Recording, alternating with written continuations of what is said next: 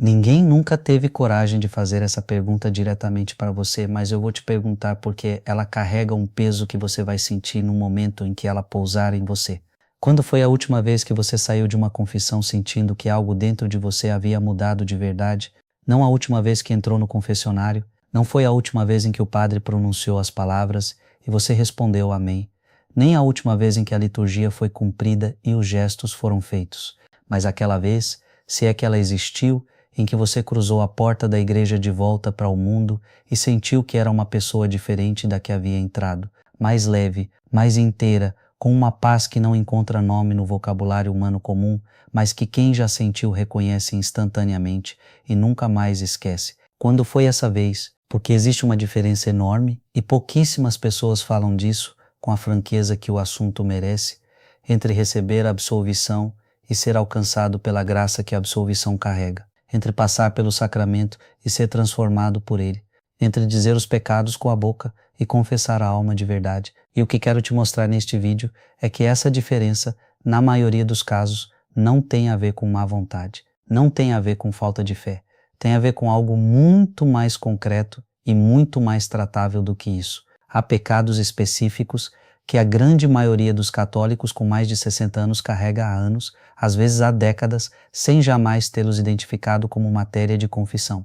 Não porque fujam do confessionário, mas porque ninguém lhes explicou que esses pecados existem, que têm forma, que têm nome, que estão instalados na alma com tanta naturalidade que já não são percebidos como algo estranho e que, enquanto permanecerem sem nome na consciência de quem os carrega, continuam funcionando como uma parede invisível entre essa alma e a graça que os sacramentos têm para dar. A Semana Santa está chegando, o tempo mais sagrado do ano litúrgico, o momento em que a igreja inteira para contemplar o que o amor de Deus realizou na cruz e o que esse amor oferece a cada alma que se aproxima com o coração aberto e disposto. E se você vai comungar nesta Semana Santa, se vai receber no seu corpo e na sua alma aquele que morreu para te dar a vida, há algo que você precisa saber antes, algo que pouquíssimos sacerdotes dizem claramente do púlpito, algo que o catecismo infantil não cobriu com a profundidade que a vida adulta exige. Fique até o fim, porque o que está por vir pode mudar completamente o que você leva para o confessionário desta vez e, consequentemente, o que você recebe quando sai de lá. Esta pode ser a Semana Santa mais real de toda a sua vida. Este canal vai te ajudar a aprofundar a sua fé. Este é o momento de dar o like e se inscrever. São 2 cliques que fazem uma diferença enorme para que este conteúdo continue chegando a mais pessoas que precisam ouvir isso. Clica no like agora e se inscreve no canal. Sou o Padre Gilmar, faz 40 anos que sirvo os meus fiéis. E há algo que aprendi nesses anos de confessionário que nenhum manual de teologia moral me ensinou com a mesma clareza que a experiência direta com as almas. A maioria das pessoas que se aproxima do sacramento da reconciliação não se confessa mal por falta de vontade. Não se confesse mal por descaso com Deus. Confessa-se mal porque ninguém a ensinou direito. Porque a formação que recebeu sobre o sacramento foi suficiente para os 10 anos, mas insuficiente para os 60. Porque a vida adulta gera pecados que o catecismo infantil não nomeia. E porque há um tipo de pecado muito concreto que se instala na alma com os anos, com a rotina, com o peso acumulado de uma vida já intensamente vivida, e que a maioria dos adultos mais velhos não consegue identificar como pecado, porque o carrega tão integrado à própria personalidade que já não o vê de fora. Deixa eu te contar algo que me aconteceu há muitos anos e que foi o momento em que entendi definitivamente por que esse assunto importa tanto. Entrei no seminário com 22 anos, tarde para os padrões de então, e cheguei carregando uma mochila interior que não era pequena. Não vou dar detalhes que não cabem neste formato, mas vou te dizer que entre o que carregava nessa mochila havia algo que eu não havia identificado como pecado, algo que eu mantinha há anos e que minha consciência havia cuidadosamente arquivado na categoria de circunstâncias da vida, de coisas que me tinham acontecido, de situações nas quais eu não havia tido alternativa ou nas quais havia feito o melhor que podia com o que tinha. No primeiro ano do seminário, tive um diretor espiritual que era um daqueles padres raros que escutam de uma maneira que te faz dizer coisas que você não havia planejado dizer, um daqueles que não te interrompem e que quando falam com a precisão de quem passou a vida inteira ouvindo o que te está por trás das palavras, não apenas as palavras em si. Certo dia, depois de uma confissão que eu acreditava ter sido completa, ele me olhou em silêncio por um instante e disse algo que nunca esqueci. Disse: "Você já confessou o rancor que carrega do seu pai?" Não era uma pergunta comum, era uma chave. Uma chave que abriu uma porta que eu há anos mantinha fechada com a fechadura mais sofisticada que o ego humano consegue construir, a convicção absoluta de que o que eu sentia era compreensível, era justificado, era humano e, portanto, não podia ser pecado. Fiquei sem palavras, porque o que aquele sacerdote havia identificado em 2 frases era exatamente o que eu carregava há anos sem ver, embora eu carregasse todo o único dia. Aquela tarde foi uma das mais longas e das mais decisivas da minha vida. O que saiu de mim naquela confissão não era o que os manuais chamam de matéria grave. Era algo que o mundo não teria catalogado como pecado sério, mas era o que bloqueava todo o resto, o que fazia com que minhas orações chegassem até o teto e voltassem, o que colocava uma distância entre mim e o Deus a quem queria consagrar toda a minha vida. Quando recebi a absolvição naquela tarde, aconteceu algo que em décadas de sacerdócio ainda não consigo descrever completamente. Não foi uma mudança dramática, não houve nada cinematográfico. Foi simplesmente que algo que havia estado tenso durante anos cedeu, e no espaço que aquele ceder deixou, entrou algo que reconheci, mesmo sendo a primeira vez que o sentia com aquela intensidade: paz. Uma paz que não vinha de fora, vinha de dentro, do lugar mais fundo da alma. Essa paz é o que quero que você tenha nesta Semana Santa. Antes de nomear os pecados concretos, preciso te explicar algo sobre o exame de consciência que a maioria dos adultos faz de maneira incompleta. Não por negligência, por um erro de método que ninguém corrigiu. A maioria dos católicos que se prepara para a confissão faz o exame de consciência olhando para os últimos dias ou as últimas semanas. Pensa nos atos concretos e recentes, nas mentiras deste mês, nos momentos de impaciência desta semana. E isso está certo, faz parte do exame correto, mas há uma dimensão do exame de consciência que esse método deixa completamente de fora. E é justamente a mais importante para quem carrega 60, 70 anos de vida, de experiências acumuladas, de relações construídas e perdidas, de decisões tomadas que o tempo foi iluminando com uma luz diferente. Essa dimensão é o exame das atitudes, não dos atos concretos e recentes, das atitudes que há anos estão instaladas na alma e que produzem atos todo dia sem que já os percebamos, porque se tornaram parte da mobília interior, estão tão integradas que já não as distinguimos de nós mesmos. Uma atitude pecaminosa que vive na alma há 20 anos não grita, sussurra, está tão integrada que já não a percebemos como algo estranho, a assimilamos, a racionalizamos, a transformamos em parte do que acreditamos ser a nossa personalidade, o nosso jeito, a nossa maneira de encarar a vida.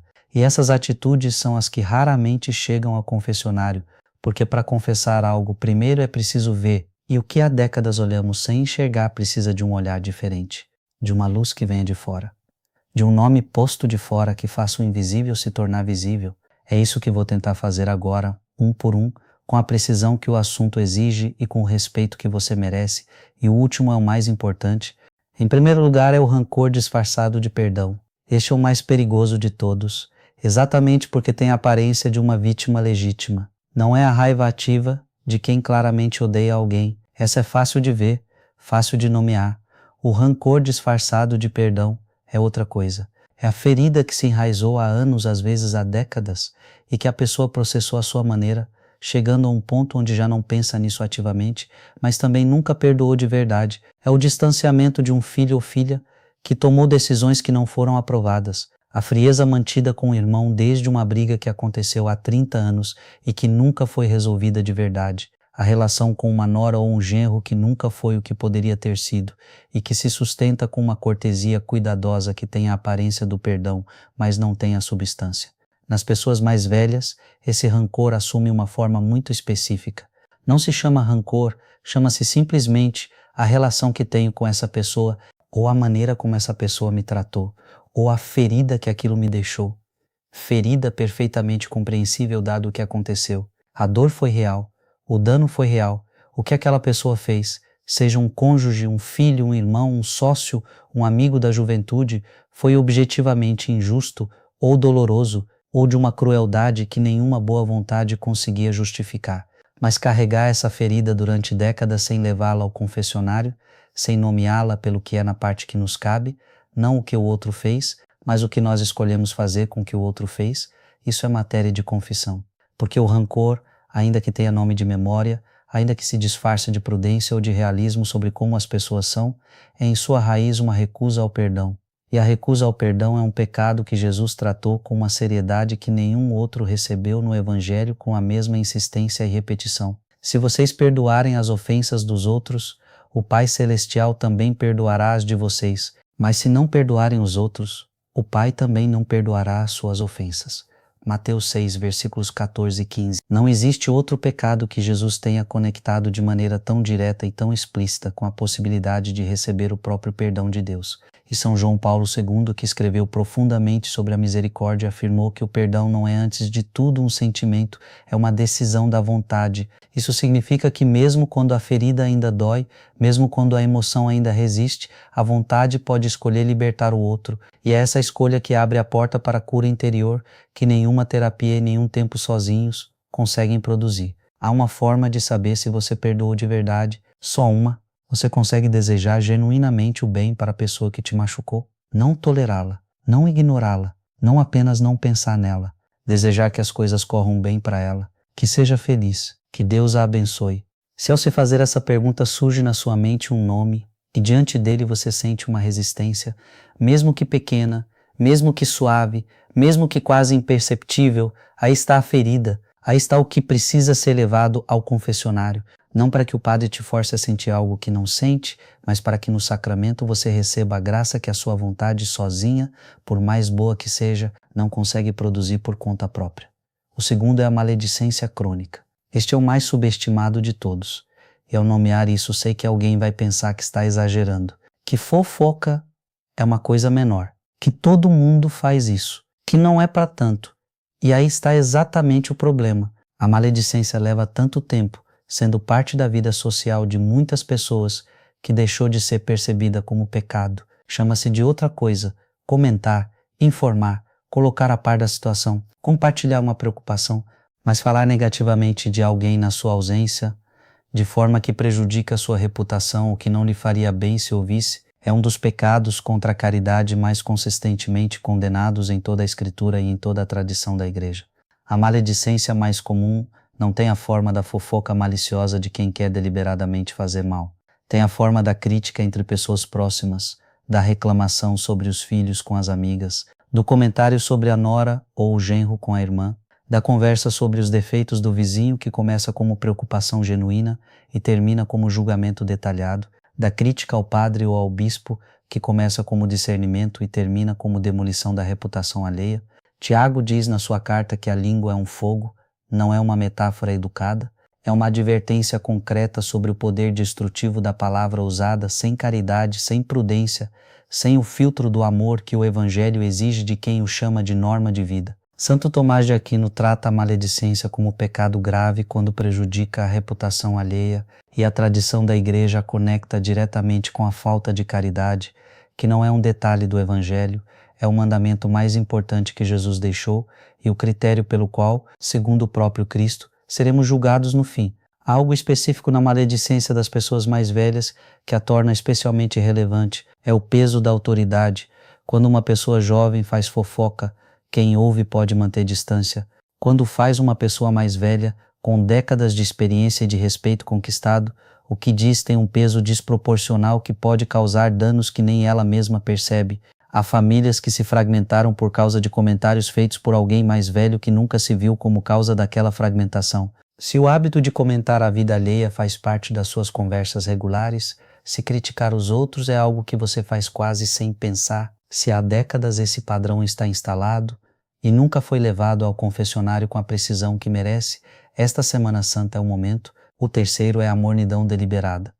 Este é o mais difícil de explicar porque exige uma distinção que poucos já ouviram com clareza. Há uma mornidão que é fraqueza humana, a de quem quer genuinamente amar a Deus com toda a alma, mas que cai uma e outra vez no comodismo, na distração, no peso da vida cotidiana que dificulta a fidelidade. Essa mornidão é matéria ordinária de confissão. Deus a conhece. A absolvição a limpa com misericórdia. Faz parte da condição humana que Cristo veio salvar. Mas há outra mornidão que é diferente. É a mornidão deliberada, a de quem, em algum momento da vida, consciente ou subconscientemente, tomou uma decisão. Uma decisão não pronunciada em voz alta, não registrada em nenhum lugar, mas real. A decisão de dar a Deus o necessário para não perder a relação, mas não o suficiente para que essa relação custe algo de verdade. A missa do domingo, mas sem a participação interior que a missa exige. O terço, mais rezado no piloto automático enquanto a mente vaga por 1000 outros lugares. A esmola, mais cuidadosamente calculada para não doer de verdade. O perdão, mas apenas o dos pecados menores, os que não custam nada. A caridade, mas somente com as pessoas que, aos próprios olhos, já merecem. Uma vida cristã mantida num nível de temperatura suficiente para que pareça cristã de fora, mas insuficiente para que continue transformando por dentro. Uma vida de forma sem substância, de prática sem busca, de presença física sem presença interior. O livro do Apocalipse, na mensagem à igreja de Laodiceia, diz algo que deveria nos sacudir toda vez que o lemos com atenção real. Por seres morno, e não frio nem quente, estou a ponto de te vomitar da minha boca. Apocalipse 3, versículo 17. Não é um texto agradável, e exatamente por não ser agradável, raramente se cita. Mas a mornidão deliberada, a escolha de uma mediocridade espiritual confortável, é um dos pecados que mais frequentemente encontro na alma dos católicos que há décadas praticam. Não como falta de boa vontade, como resultado acumulado de milhares de pequenas escolhas do conforto sobre o amor, do hábito sobre a busca, do suficiente sobre o que Deus tinha mais para dar. E esse pecado não se confessa como um ato concreto, confessa-se como uma atitude, como uma disposição interior que há anos está instalada e que precisa ser nomeada pelo que é para ser levada à luz que cura. Em quarto lugar fica o orgulho espiritual. Este é o mais paradoxal de todos e o mais difícil de reconhecer, precisamente porque aparece com mais frequência nas pessoas de fé mais sólida, nas que mais rezam, nas que mais anos levam sendo praticantes, nas que mais conhecem de catecismo, de liturgia e de doutrina. O orgulho espiritual não é a arrogância vulgar de quem se vangloria abertamente. É algo muito mais sutil. É a satisfação interior, quase sempre inconsciente, de quem se compara favoravelmente com os que praticam menos. A sensação de superioridade diante dos filhos que não vão à missa, dos vizinhos que não rezam, da sociedade moderna que abandonou os valores que você, com esforço e fidelidade, manteve ao longo de décadas. Nem sempre se expressa em palavras. Frequentemente é apenas um movimento interior, um leve desdém, uma paciência que olhada de perto é condescendência disfarçada, um amor que no fundo é uma aprovação condicionada ao comportamento do outro. Uma caridade que se oferece de cima para baixo a partir da posição de quem se sabe melhor, mais fiel, mais correto. Jesus reservou suas palavras mais duras não para os pecadores públicos e confessos, reservou-as para os que se achavam melhores do que os pecadores públicos.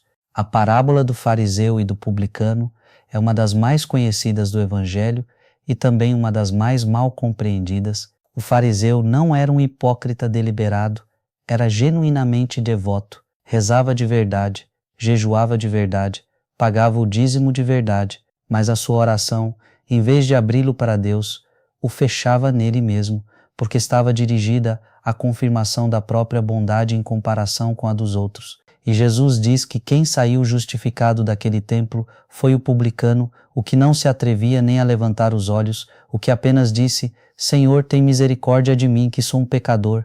As pessoas mais velhas de fé profunda são as mais expostas a esse pecado, precisamente porque têm razões reais para crer que viveram bem, que sacrificaram muito, que foram fiéis durante décadas. E isso é verdade, é bom, e Deus vê e reconhece. Mas no momento em que essa fidelidade se transforma em régua com que se mede os outros, ela deixa de ser virtude e se torna soberba. E a soberba, mesmo que espiritual, fecha as mesmas portas que qualquer outro pecado grave. Se há em você uma sensação, mesmo que leve, de que você é dos que sabem como se vive, dos que mantiveram a fé quando outros largariam, dos que têm razão na maneira de praticar, essa sensação precisa do confessionário.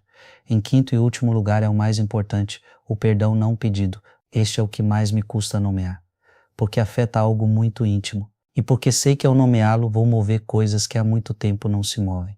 Há pessoas mais velhas que em algum momento da vida, há anos ou décadas, causaram um mal real a alguém, a um filho, a um cônjuge, a um irmão, a um amigo, um mal concreto, às vezes grave, às vezes daqueles que marcam uma pessoa para sempre, e nunca pediram perdão, não porque não se arrependessem, às vezes porque o orgulho impediu, às vezes porque o tempo passou e o gesto pareceu ter ficado para trás, Às vezes porque a pessoa prejudicada se afastou, ou foi embora, ou morreu antes de se dar o passo. Às vezes simplesmente porque ninguém disse claramente que pedir perdão é uma responsabilidade que não prescreve com o tempo, que não desaparece com os anos, que não se resolve apenas por dentro. Esse mal causado e não reparado, esse pedido de desculpas que nunca saiu, é uma dívida espiritual que pesa na alma de formas que às vezes se manifestam como angústia inexplicável, como dificuldade na oração, como uma sensação vaga de que algo não está bem, embora tudo pareça aparentemente em ordem.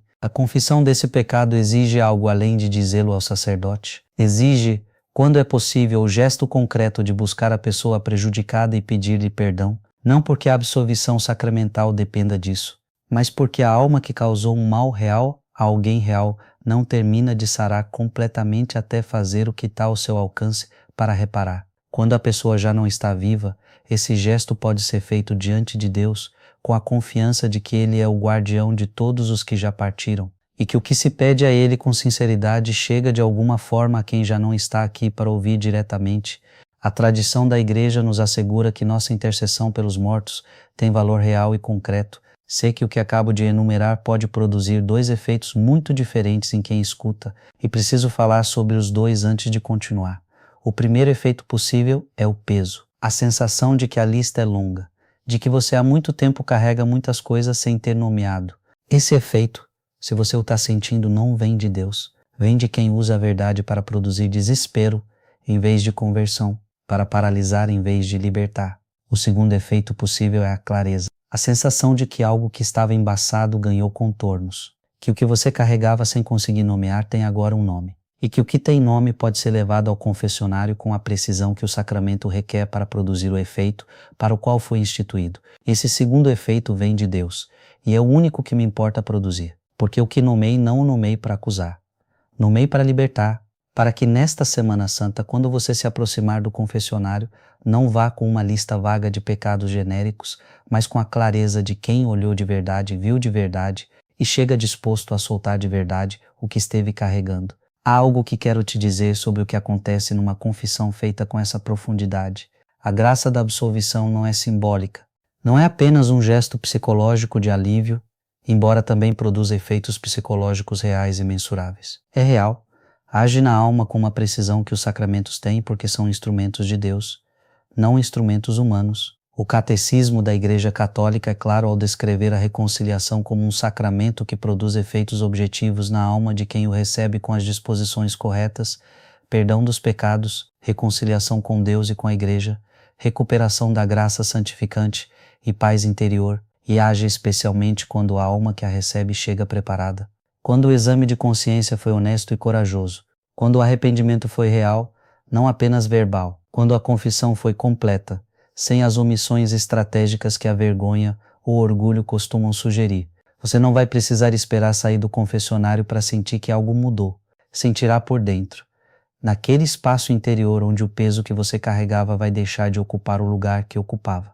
E no espaço que ficar livre vai entrar algo que nenhuma outra experiência humana consegue dar com a mesma pureza. Antes de te dar os passos concretos para os próximos dias, preciso te dizer algo sobre o que te espera do outro lado do confessionário, porque há uma imagem no Evangelho que é o coração de tudo isso e que esta Semana Santa precisa estar viva dentro de você quando você se aproximar.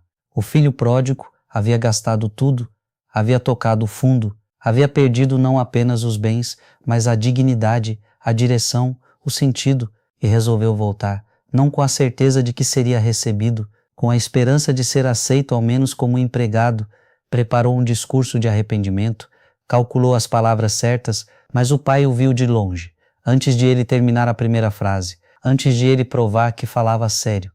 O pai saiu correndo, um homem mais velho, correndo pela estrada, o que na cultura daquela época era um gesto de abandono completo da própria dignidade para alcançar mais depressa aquele filho que havia partido. É isso que te espera no confessionário nesta Semana Santa. Não um juiz que examina se o que você traz é suficientemente grave para merecer atenção. Não um contador de pecados que verifica se a lista está completa. O que te espera é o pai que já saiu correndo, que te viu vir de longe, que já tem os braços abertos antes de você terminar a primeira frase. O sacramento da reconciliação não é uma burocracia que se cumpre para poder comungar, é um encontro. um encontro pessoal com o Deus que disse pela boca de Jesus: a quem vocês perdoarem os pecados serão perdoados, e que colocou nas mãos frágeis de homens imperfeitos chamados sacerdotes o instrumento mais misericordioso que uma criatura humana pode receber. O padre no confessionário não perdoa por mérito próprio, nem por virtude própria. É o canal, o instrumento visível de um perdão invisível que vem do único que pode dá-lo.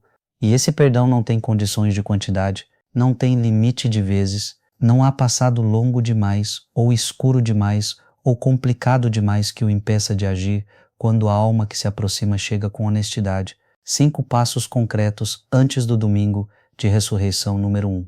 Faça o exame de consciência completo, não o dos últimos dias, o dos últimos anos. Sente-se em silêncio, com papel e caneta se precisar, e se faça estas perguntas com honestidade real.